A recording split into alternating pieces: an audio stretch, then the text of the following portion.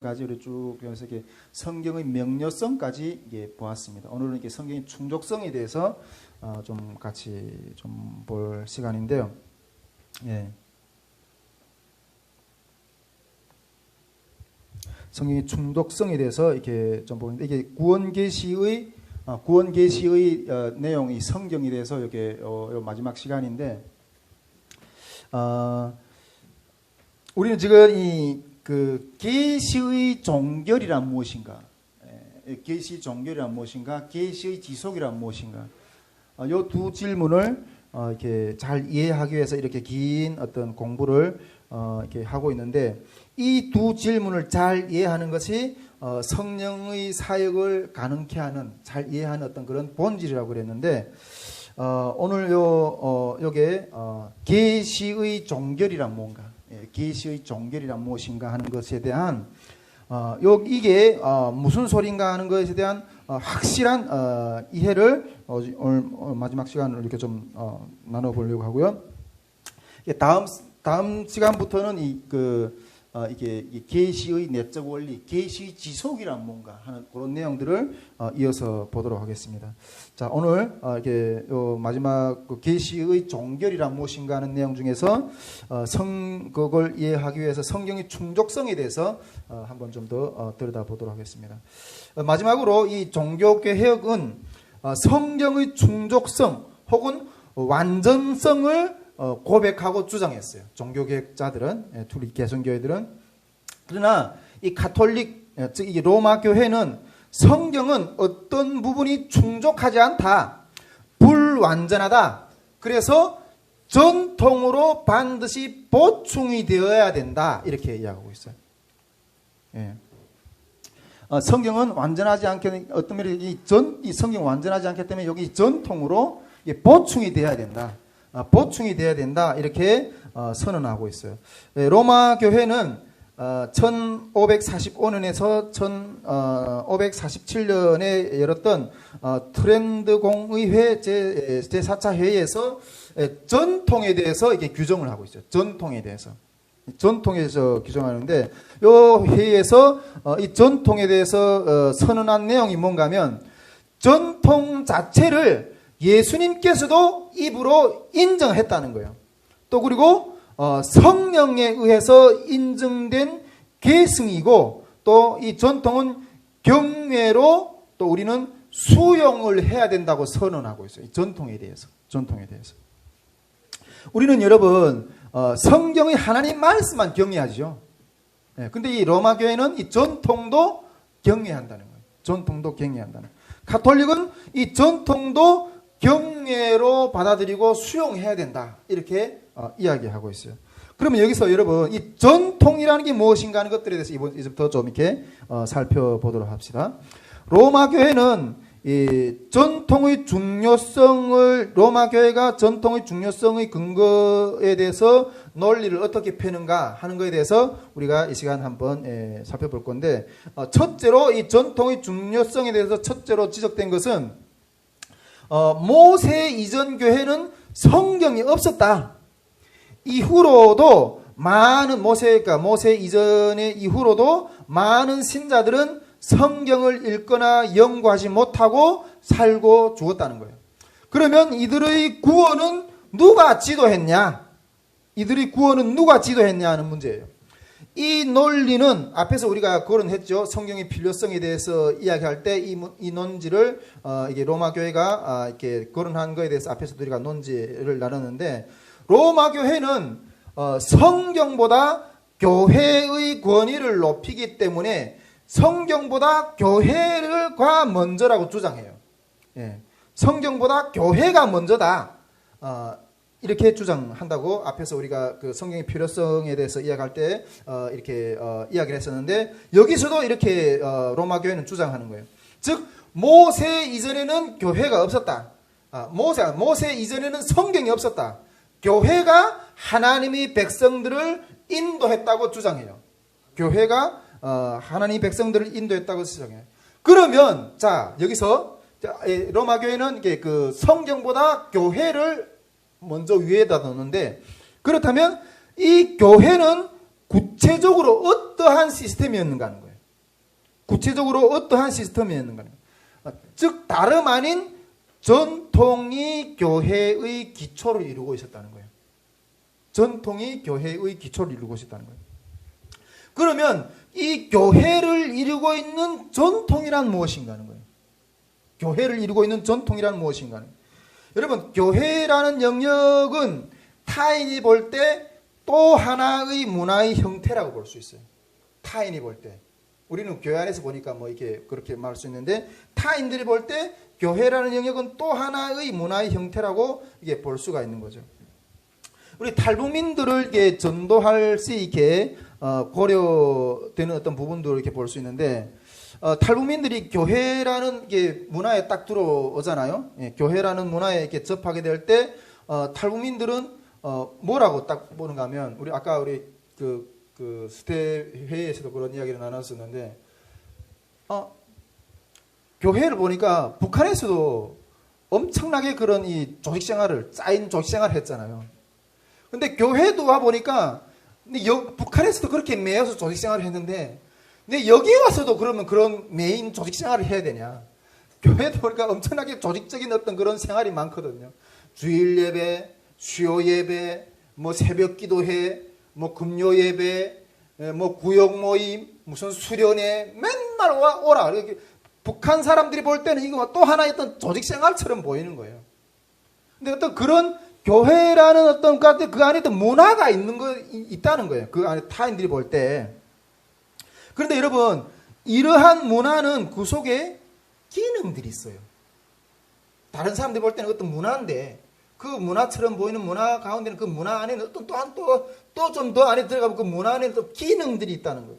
근데 그 기능들이 중요하다는 거예요. 여러분, 어떤 문화는 그 어떤 문화의 기능들은 그 속에 내용을 담고 있어요. 예.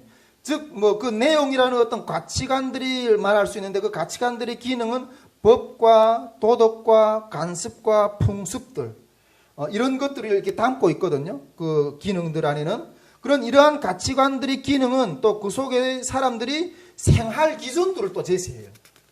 예, 그 안에 보면. 그 가치관과 생활 형태들 보면, 그 가치관은 또 들여다보면 사고와 그 가치관 안에 어떤 그 가치관을 따라서 하는 어떤 사고와 감정과 행위들을 낳는 어떤 그런 또 모습들을 가지고 그렇게 또 살아가는 거예요. 그 안에서. 예. 뭐 비유적으로 뭐 간단하게 뭐 설명을 드린다면, 우리 그 탈북민 그 멀리 가지 말고 우리 탈북민 여성들을 우리 한번 좀 살펴봅시다. 지금은 뭐 많이 좀 뭐 변한 것 같긴 하지만은, 일반적으로 우리 그 한국 남성들이 탈북민 여성들을 좀 소개해달래. 그 뭐 어떤 모습을 보고 소개해달라고 하는가 하면, 북한에서는 이렇게 그 가부장적이기 때문에 여성들이 아주 순종적이라고 들었다는 거예요. 그러면 좀 이게 여성들을 좀 이렇게 그 만나게 되면, 북한 여성들하고 같이 살게 되면 어느 정도 이렇게 순종적으로 잘 이렇게 섬겨주는 어떤 그런 삶을 살 수 있지 않을까. 이런 기대가 또 우리 그 탈북 여성들을 좀 소개해달라는 이유 중에 하나가 될 수가 있지 않을까, 이런 생각을 좀 이렇게 해보게 됩니다. 근데 제가 요즘에 와 보니까 우리 한국에 오니까 우리 여성들이, 탈북 여성들이 제일 많이 변화되는 것 같아요. 북한이 어떤 그런 사고를 다 깨버리고 완전히 개방화되고 자유화된 세계가 완전히 여성들이 세계다, 이렇게 되는데, 어쨌든 그 문화 가운데는 그 문화가 담고 있는 어떤 가치관과 행동들이 있어요. 북한 여성이라면 북한에서 그 가부장적이고 순종적이었던 어떤 그런 모습이 있는 어떤 그런 내용들을 담고 있다는 거죠. 뭐 좀 다른 형태의 어떤 그 신뢰를 한번 좀 들여다보면, 그 어떤 문화라는 어떤 내용과 형태의 어떤 내용을 담고 있다고 그러는데, 우리 종교 가운데서, 우리 교회 가운데서 이렇게 좀 들여다보면, 우리가 제가 전에 그 안산에서 이렇게 어떤 감리교회를 전에 한번 이렇게 좀 교회 다닐 때 그런 느낌을 받았는데, 그때 우리 감리교회 안에서 그 중국인 부서 사람들 몇 명이 같이 다니기도 하고 이랬거든요. 근데 중국인 부서 다니던 사람들이 옛날에는 장로교회에서 이렇게 생활하던 사람들이 뭐 교회 어떤 형편이 좀 어려워가지고 잠깐 감리교회 건물 가운데서 같이 이렇게 빌려서 예배 드리면서 그 감리교회 영향을 받으면서 이렇게 그 신앙생활을 한동안 했었거든요. 근데 이 장로교회에서 이렇게 성찬식을 할 때는 이 떡을 따로 띄고 포도주를 따로 띄거든요. 예, 포도주를 따로 떼서 이렇게 먹거든요. 성찬식을 할 때. 근데 감리교회에서 하는 성찬식을 보니까 뭐 감리교회 전반적으로 다 그렇게 하는지는 모르겠어요. 이 떡을 그 포도주에다 그냥 찍어서 먹더라고요.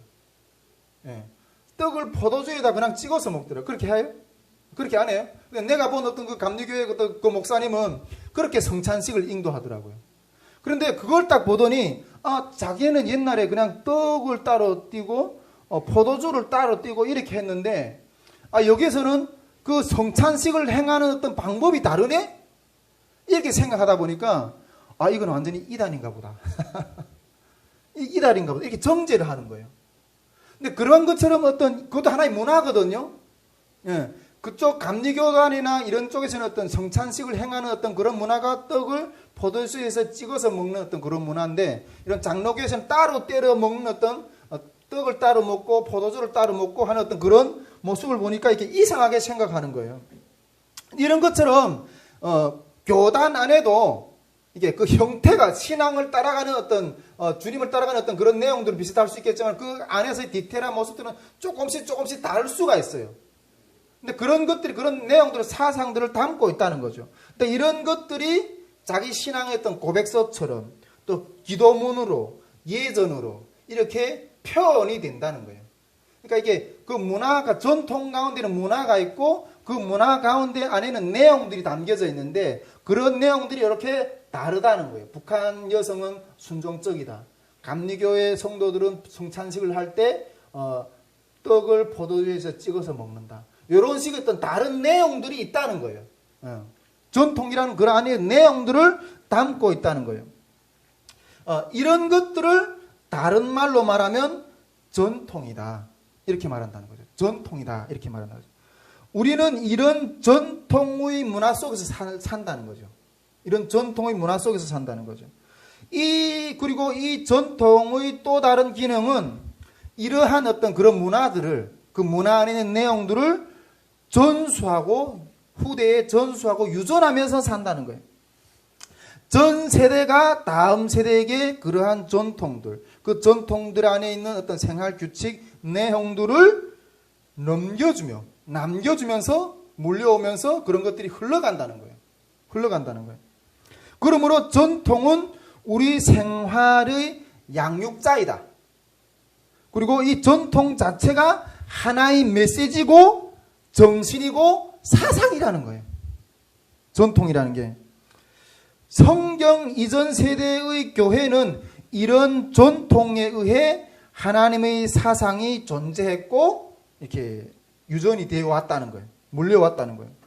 다음 세대는 그 전 세대가 이런 전통을 통해서 살아왔던 그런 것들을 이렇게 전수받으면서 살아왔다고 이렇게 주장해요. 여러분, 이거는 여러분 맞는 말이에요? 틀린 말이에요? 맞는 말이에요? 틀린 말이에요? 맞는 말이에요. 집중해서 안 들리는 맞는 말인 거. 이거 맞는 말이에요, 여러분. 맞는 말이에요. 여러분 성경도 많은 구절들이 전통의 정당성과 가치를 인정해요. 성경도 많은 구절들이 그걸 인정해요. 고린도전서 11장 2절에 보면 너희가 모든 일에 나를 기억하고 또 내가 너희에게 전하여 준 대로 그 전통을 너희가 지킴으로 너희를 칭찬하노니 이렇게 사도 바울이 말하고 있어요. 또 데살로니가 후서 2장 15절에 보면 그러므로 형제들아 굳건히 서서 말로나 우리의 편지로 가르침을 받은 전통을 지키라 이렇게 이야기하고 있어요. 또 예수님의 가르침도 이게 전통으로 굳어진 것들이 많아요. 기록되지 않은 많은 예수님의 가르침도 제자들에 의해서 입으로 전달되었고 그것이 또 전통으로 굳어진 것들이 많다는 거예요. 할렐루야. 예, 교회사 속에도 보면 초대교회 교부들도 그렇고 또 공의회도 또 교황들은 이와 같은 전통을 처음부터 인정을 했어요. 이런 전통들을. 처음부터 인정을 했다는 거예요. 그러므로 여러분, 사실상 교회는 항상 살아있는 전통 속에서 산다. 이렇게도 말할 수 있는 거예요. 교회는. 자, 이것이 첫 번째 그 전통에 대해서 풀었던 논리고, 두 번째로 이 전통에 대해서 논리를 풀 때 지적된 것은, 그러므로 로마 교회는 성경만으로는 충족하지 않다는 거예요. 그러므로 성경만으로 전통을 통해서 이때까지 우리가 신앙을 했는데, 그러므로 로마 교회는 이 전통, 이게 성경만으로는 충족하지 않다. 왜 충족하지 않는가? 성경에는 모든 것이 다 기록되어 있지 않다는 거예요. 모든 것이 다 기록되어 있지 않다는 거예요. 충족하지 않는 어떤 다양한 요소들이 우리가 볼 수 있는데, 성경에는 기록되지 않는 어떤 그 충족되지 않는 다양한 요소들을 볼 수 있는데, 첫째는 많은 글들이 유실이 되었어요. 많은 글들이 유실이 되었어요. 선지자들이나 사도들이 쓴 많은 글들이, 여기에는 우리가 성경 66권에는 선지자들이 쓴 글들도 남아있고, 만약 선지자들이 그 아살의 책에 기록된 어떤 열왕기서랑 보면 아살의 책에 기록된 대로 뭐 어떻게 하느라 이렇게 이야기하는 구절들도 있잖아요. 근데 아살의 책은 여기 성경책이 없어. 선지자들이 이사야 선지자 이사야서만 썼겠어요? 다른 편지도 썼을 거예요, 아마.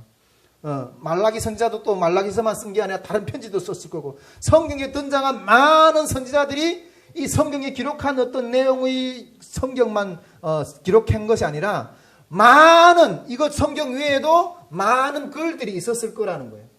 그런데 그 많은 글들이 다 유실됐다는 거예요. 지금 남아있는 글들이 5밖에 없다는 거예요. 선지자들뿐 아니라 사도들도. 사도 바울이 고린도 교회에 보낸 세 번째 편지는 남아있지 않거든요. 성경에는 고린도 교회에 보낸 고린도 전서하고 고린도 후서밖에 없어요. 근데 고린도 교회 세 번째 편지를 보낸 편지는 성경에 남아있지도 않아요. 그런 것처럼 이 많은 글들이 유실이 되었다는 거예요. 유실이라. 기록이 충족하지 못한 또한 배경은, 사도들은 물론 증거하라는 명령을 받았거나 또 그 기록하라는 명령을 받지 못했기 때문에 기록하지 못한 것들도 있고, 이런 것들도 있다는 거죠.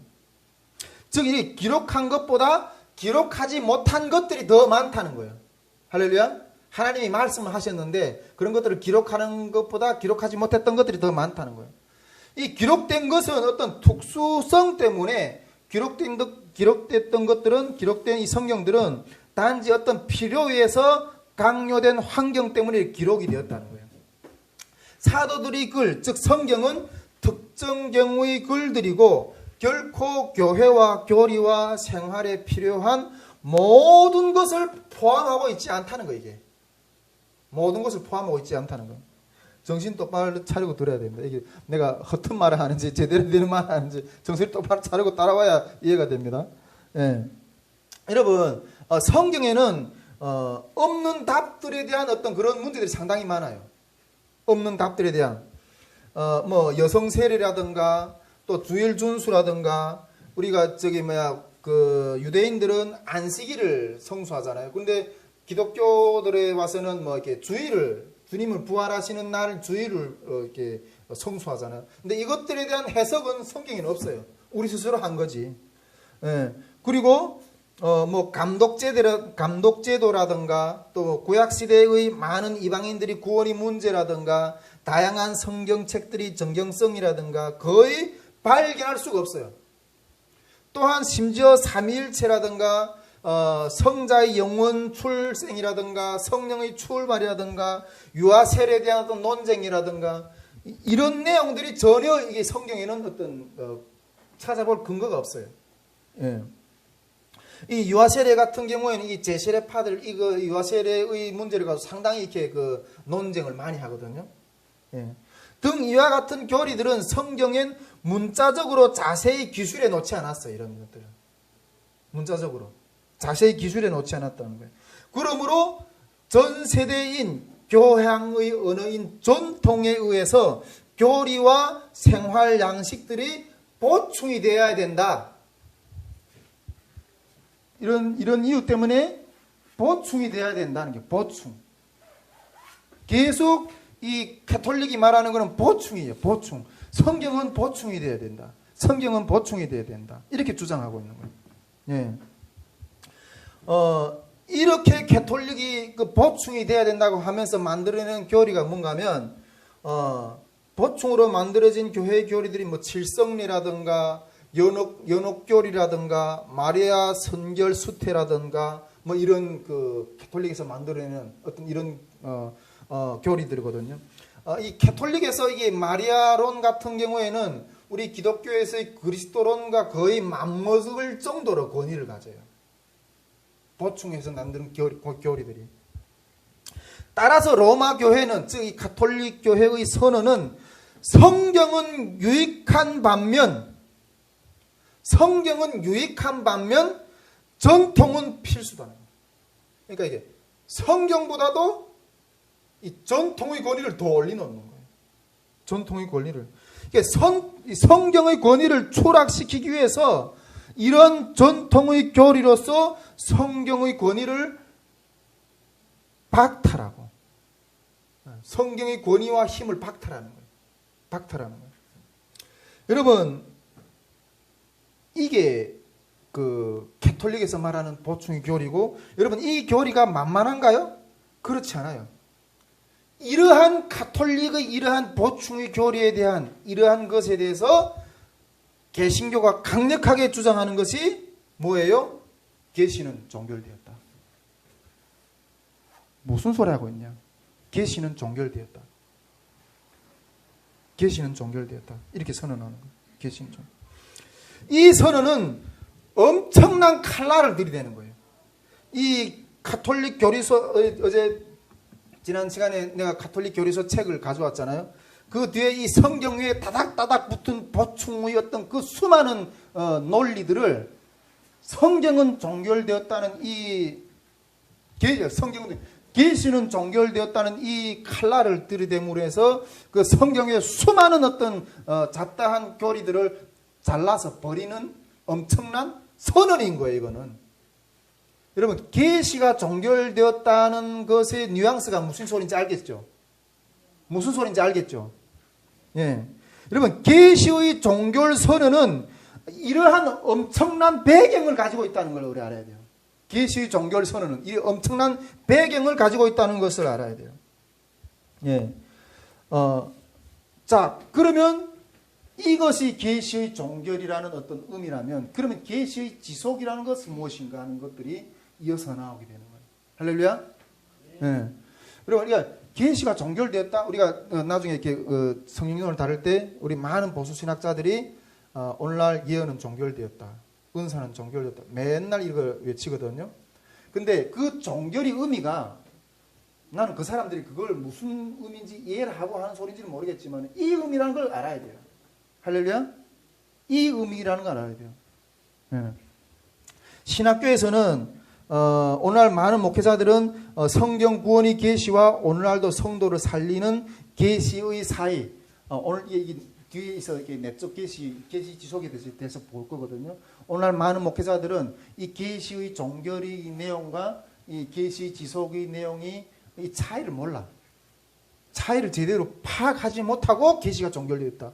은사는 종결되었다. 예언은 종결되었다. 이걸 외치고 있어요. 이게 어떤 의미인가 하는 것을 우리가 그 성경론에서 더 디테일하게 가르칠 건데, 예, 참 이게 너무 답답하고 안타까운 거죠. 신학교에서는 배움의 길이나 방법은 제시하지만은 일일이 밥술을 떠서 먹여주지는 않아요. 그러니까 그 학년 강사님도 이제 학교 들어가면 공부를 해야 되는데 공부하는 방법을 제시해주지 일일이 이런 것들을 이렇게 막 떠서 먹여주지는 않아요. 예, 목회자들은 정말 이 공부할 시간이 없이 그냥 목회 현장에 뛰어들거든요. 그러다 보니까 제가 하는 소리가 무슨 소리인지도 모르고 외치고 있어요. 계시가 종결됐다, 예언이 종결됐다, 이게 무슨 의미를 깊이 담고 있는지 모르고 외치고. 그러다 보니까 여러분 번역이 잘못되면 반역이 된다 그랬잖아요. 하나님 말씀을 잘못 이해하고 외치면 그건 하나님의 뜻을 가로막는 길이에요. 할렐루야. 예, 우리 이걸 깊이 이해해야 돼요. 이게 엄청나게 중요한 어떤 시각이라는 걸 우리가 잘 이해해야 되고, 자, 이게 이 가톨릭에서 말하는 이게 그 성경의 그 보충에 대해 충족성에 대해서 불완전성에 대해 교리에 대한 어떤 내용을 이야기한 거고, 다음 시간에는 이어서 오늘 여기까지 볼 건데, 다음 시간에 이어서 그러면 개신교는 어떻게 이 성경의 충족성, 완전성을 이렇게 주장하느냐, 이 내용들을 다음 시간에 이어서 계속 보도록 하겠습니다. 자, 우리 뒤에 저 불을 좀 꺼주시고요. 좀 시간을